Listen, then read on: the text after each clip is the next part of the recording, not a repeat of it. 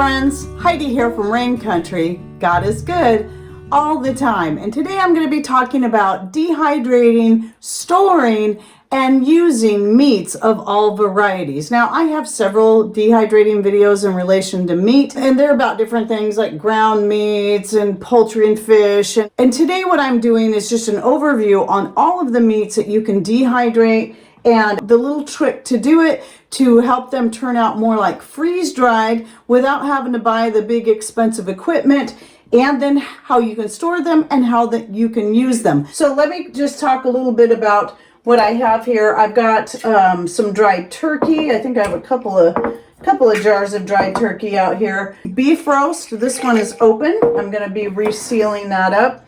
I have some ground beef. I actually have 2 jars of ground beef out here, all dehydrated.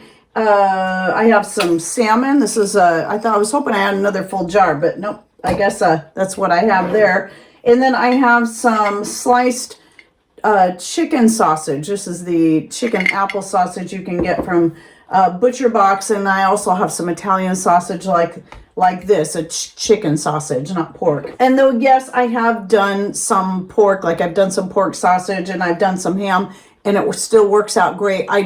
I'm not doing that anymore because we decided to go ahead and go back to cutting pork and other such things from our diet. So one thing I have not tried yet is shellfish, though I think the method I'm going to share with you, if you're wanting to try doing this with shrimp or clams or anything else, I honestly believe it should work out the same. Now, right here in this large jar, this is actually jerky. I'm not going to be talking so much about jerky because jerky doesn't have near as many uses. Now, whether it be chicken, turkey, beef, elk, venison, making a jerky is great.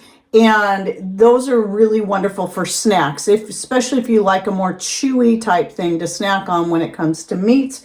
And this jar right here is actually from 2017. So we still haven't used it up. I should next time Patrick goes down to his dad's, I'll be sending that jar with him because that's the last jar. I might be putting up more jerky, but really I like what I'm doing here because it really works great for everything. For snacking on, it's going to have a different texture than your jerky because instead of being hard and chewy, it's going to be light and crispy. And the flavor is just delicious. And if you've been following me for any length of time, you'll already know these little tips. And I actually found this out entirely by accident. So the key to getting that light and crispy meat when you go to dehydrate it, and this can be off-grid dehydrating options, this can be electric dehydrating options. You know, this will work if I was dehydrating on my wood stove as well as it would in dehydrating in my kasori. So the trick is that the very first step you need to do is cook the meat. So if you've got anything that's in its raw form, it doesn't matter if it's frozen or fresh, you're going to cook that up. So my favorite way to do, like I'm doing right now, I'm going to be baking up a couple of corned beefs that I had in the freezer to make some more space. Some of that's going to be used for dinner for a couple of nights right off the bat. The other one, since I'm doing 2, is going to be frozen after I bake it up. And then after it's fully frozen, I then am going to take it out, thaw it out enough that I can spread it out on my dryer sheets, and then I'm going to dry it. So that's the trick right there. Cooked, frozen, then dehydrated. You do not have to thaw it out all the way. In fact, the best thing to do would be to cut it up in the size that you want it first before you freeze it. That's going to be your best option right there. Then when you pull it out, you can just spread it out on your sheets, frozen. You know, just break it up, spread it out, frozen on your sheets, and then stick it right in your dryer or on your wood stove or whatever method you're using to dehydrate. So I told you I have this jar of beef roast that I opened up this morning so that I could try working with it. And so I'm going to be sealing this up, and I'll show you how in just a minute. But when it comes to your meats, just like with this jerky that's from 2017, and I totally trust it, vacuum sealing is the key. But only once the meats are fully cooled then you put them into your jar. So the time and temperature is going to vary depending on how thick the meat is.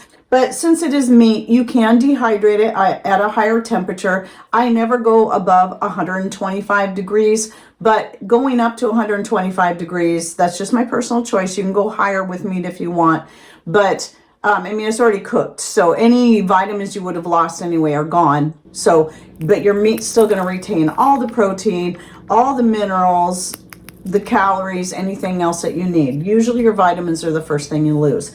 So anyway, that's just what I choose to do. And it's going to depend what I choose to put on my racks, be it cloth or the silicone, is going to depend on how fatty or drippy the meat is. Typically with meat, it's going to either have fat or some kind of drippiness to it, you know, juices or whatever coming out of it. So I almost always use my silicone sheets in that case. And so that's what these look like. So they make these two different brands. These are made to fit my smaller Kasori, which was the first one they came out with, the square one. Now they have a bigger one. You could use, if you have the bigger Kasori, you could go with the ones like these. Both of these brands make them for the Excalibur. So you can get those for your Excalibur if you have that, or you can get those same ones and use it in your bigger Kasori, because those will fit in there. In fact, you'll have a little bit of space because the bigger Kasori is actually bigger. The trays are a little bigger than the Excalibur. So I prefer using these because it's going to prevent anything from dripping down, especially if it's something I'm going to use on my wood stove or next to my wood stove and I got a bunch of stuff stacked and I don't want everything dripping onto each other. So that is to me, when it comes to the meats, that's the best option. Now, I know a lot of you are going, but the fat. These days, like even with the ground beef, what I do is, you can see, if you look, you can see there's fat in there. And no, I'm not worried about it. And that is because of the way I'm storing it. If you leave some of that fat in there, it's going to leave some of the flavor and nutrients in there. So that healthy, if it's healthy meats, then the fat in it is going to be healthy. And you don't want all that gone.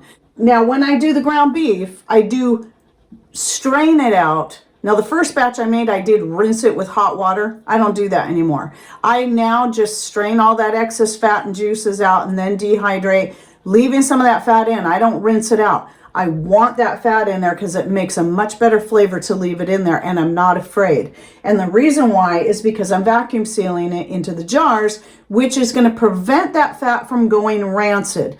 That, coupled with keeping it in a somewhat cooler area. It doesn't have to be super cool. You just, you know, the coolest area of your home is going to prevent these things from going rancid, but especially the vacuum sealing. If you don't vacuum seal your meats and there's fat in them, they will go rancid. So one thing I do need to say though about the ground beef, you don't have to go through the whole method of cooking, freezing, and then dehydrating, because I've done both. I've tried them both. And yes, the freezing process before dehydrating does make the ground meat a little crispier. But the thing with the ground meat, it's really an unnecessary step because it works just as good without that added step. So it's really unnecessary with your ground meats. But you can still do that if you want just a little crispier. But because of the ground meats, the way I use them, I typically am throwing them into sauces, soups, and the like.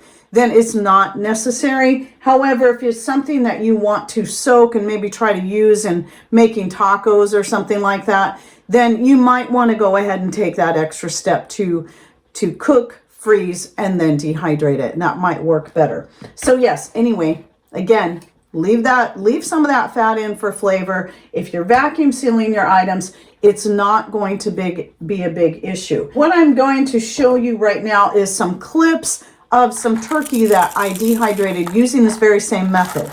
I've done this with chicken, I've done this with turkey, I've done this with beef roast, and with salmon. The cooking, freezing, and dehydrating. And it always turns out, when I do that, it turns out very crispy when I crush it with my fingers. Once it's fully dry, you can just crush it. You can't do that with jerky. Jerky is always going to be pliable and flexible and chewy, where this other method is going to make it very light and crispy that you should be able to just crush it with your hands and easily powder it up to use in whatever you want. You know, like in making baby food, I've done that. So by the way, that reminds me, if you have canned meats, that's what I do with the salmon. The salmon was already canned, and then I've also taken beef that I've canned and dehydrated it up and tried that. Then you don't have to go through that extra freezing method, because the pressure canning does the same thing to the meat that freezing it after it's cooked will do. So you can do that too. So if you're trying to make more room in your pantry, you've got all these jars of pressure canned meats, then just pull those out and you can strain them off. You can use that broth. You can dehydrate that broth if you want, and then just dehydrate them as is. That is what I do with the salmon and some of my beef roast that I had canned up previously, and that works great. It works really, really great. So anyway, as you can see in the clips, you can see how light and crispy the meat turns out, and the same thing applies to the beef roast. So what I did a little bit ago was I opened this up and I took some of it and stuck it in a bowl, because I wanted to try this and to see how well it would rehydrate in just room temperature water. Because I always have a jug of some filtered rainwater, because we collect our own rainwater. So I just put a little bit of the meat in this bowl, poured some of that water over it, and just let it set for I don't know how long, because I was doing other things, and came back to it. And it's just as, I'll put a video clip here too right next to this, but it's just as if it was freshly cooked, except for it's cold. And it turned out great. It tastes good. So if you're using this method, and let's say you're wanting to do something like maybe a fried rice, and you're wanting to add the different meats to it, like the chicken or fish or even the beef, so you're not going to be cooking it in a sauce or a soup, then you can just simply soak it and then throw that into your stir fry, your fried rice, or whatever it is. Or maybe even a casserole where you're not wanting to cook you don't have maybe a sauce or a gravy that you're wanting to cook the meat into, then you can simply soak it, and it works beautifully. And the proof is right here. So this is the first time I tried it this way to see how it turned out. And I'm absolutely in love with the fact that I can do this. And it makes actually the food preparation for other things. Like, let's say, for example, making cold cannon. Maybe I'm using fresh mashed potatoes instead of dehydrated, but I want to add some beef or corned beef to it. Then I can simply rehydrate up what I've dehydrated by soaking it, and then throwing that in there into the fresh mashed potatoes. I don't have to cook it into a sauce. It's already cooked and it's already rehydrated. And so yes, I've used these things in various different ways. And one of the ways is, the most common ways I use dried meats anyway, is to add to, like I said, to any kind of sauce I'm going to make. So typically if I'm doing an Italian sauce for making spaghetti or ravioli or anything like that, I can just throw the dried ground beef or dried beef roast, even if I wanted, into the sauce just as is, as I'm cooking it up anyway. I'm already cooking it up, just throw that in there. And obviously the same is going to apply to soups and stews and gravies even. I've done this with gravy. That's why this jar is half full, is that I've made like a tuna noodle casserole, except for I don't use tuna, I use salmon, because that's what we have. And I actually like it better, salmon or steelhead. And I just throw that into the sauce as I'm making up the sauce that's going to go on into the noodle mixture. And it cooks up beautifully. It turns out great. And then the same thing if you're making like chicken a la king or turkey a la king, use your dried meat. Done that before. I just dump this into the white sauce as I'm making it, as I'm cooking it anyway, and it will rehydrate that meat, and it turns out wonderful. It's such an easy way to do this. So if you're already cooking up your meats, you're cooking up a chicken, you're cooking up a turkey, you're cooking up a roast, you're cooking up a whole salmon, and then eat on it for dinner, take whatever's left over, freeze it, then dehydrate it the next day or a couple days later, whenever you feel like dehydrating it actually. So I said 125. I don't think I said the time. So the time's going to be, again, variable depending on how thick your pieces are. But I'd say at that temperature around 10 to 12 hours. You'll just want to check it. And once it gets to that point that you can just crush it in your fingers, it's done. So it's really simple. If you're doing it next to your wood stove, it might take a little longer. Then again, it might not. Depends on how hot your wood stove is running.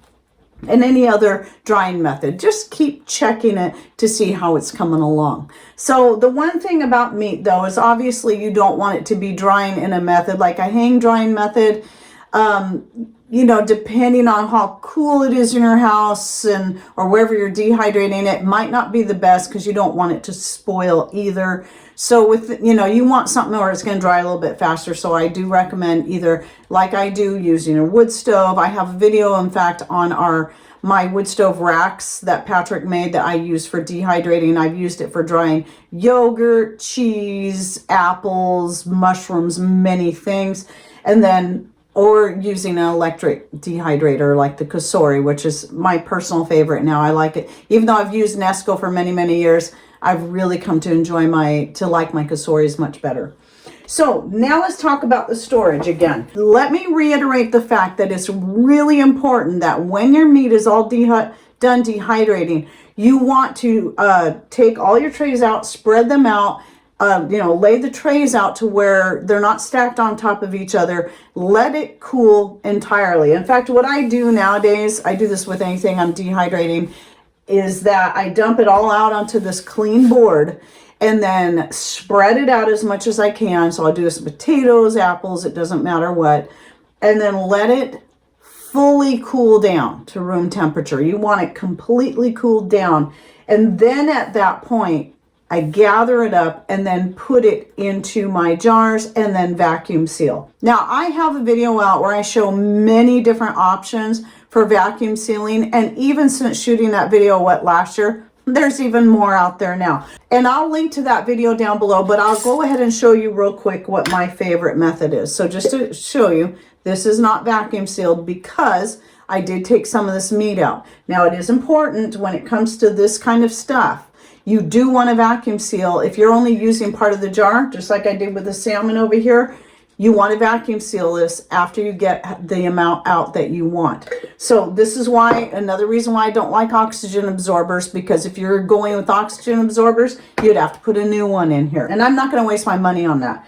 I just simply reseal the jar because it might take me a little bit of time, but it's not going to cost me any more money. In this situation, you need to have some kind of jar sealing top. This is the original Food Saver.